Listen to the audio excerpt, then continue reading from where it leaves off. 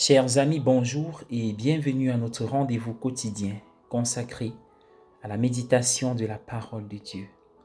Nous sommes aujourd'hui le 21 janvier 2021.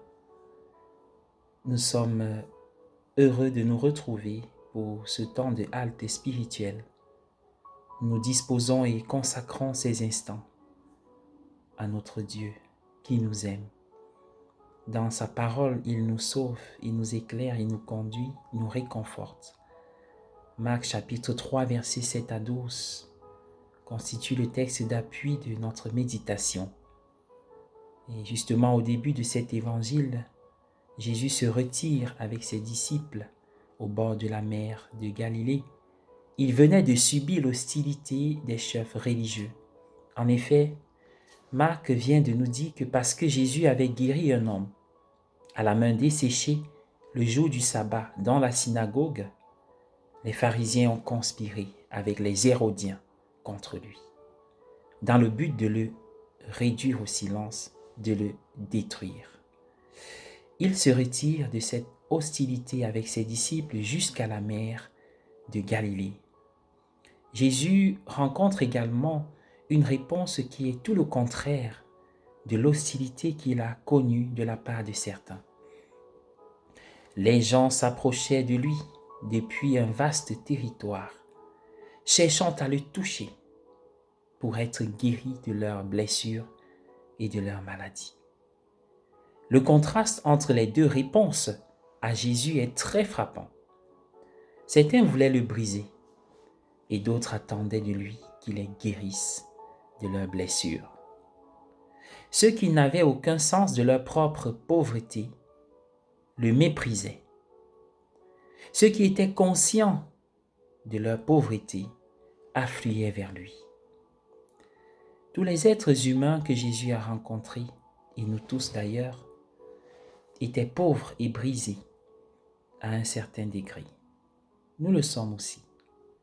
Pourtant, seuls ceux qui reconnaissaient leur propre pauvreté et leur propre brisure répondaient à Jésus.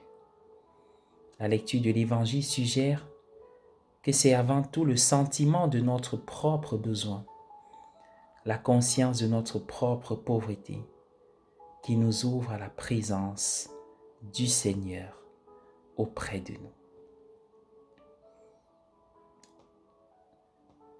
Soyons prêts à reconnaître notre pauvreté, notre misère, la bonté du Seigneur et sa tendresse se trouvent à la porte, comme dit l'Écriture, frappant, en espérant que nous entendions et que nous ouvrions la porte. Alors il vient et demeure avec nous, c'est-à-dire il nous sort de la gangue de notre misère pour nous élever par son amour. Je vous invite à prier avec moi. Et justement, les anges gardiens, cette prière que j'ai retrouvée, peut nous aider à invoquer ces anges gardiens qui, chaque jour, nous font signe pour que nous fassions attention à la présence silencieuse, efficace, respectueuse de Dieu dans nos cœurs, dans nos vies, à nos côtés. Je vous invite à prier avec moi. Au nom du Père et du Fils et du Saint-Esprit. Amen.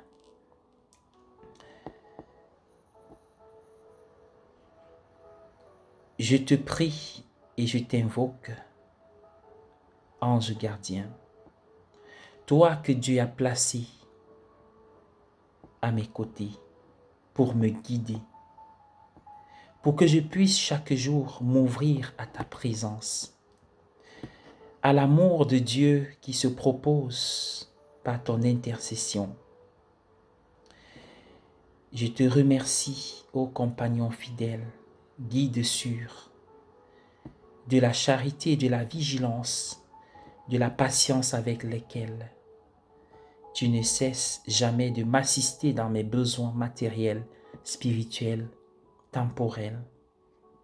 Je te demande pardon pour les peines que je t'ai si souvent causées en désobéissant à tes affectueux conseils, en résistant à tes salutaires admonitions et en retirant si peu profit de tes saintes instructions. Ô mon ange, je crois à ton affectueuse et constante présence à mes côtés. Ne me prive pas, je t'en prie, de ta si bienveillante protection, tant que je ne serai pas avec toi en paradis, pour remercier et bénir, louer, durant toute l'éternité, notre Seigneur à tous. Ange de Dieu, mon ange, éclaire-moi, garde-moi, puisque je fus confié par la miséricorde divine à tes soins. Veille sur moi et sur toute ma famille en ce jour. Garde-nous sous l'abri de tout danger. Garde-nous à l'abri de tout danger. Amen. Au nom du Père et du Fils et du Saint-Esprit. Amen.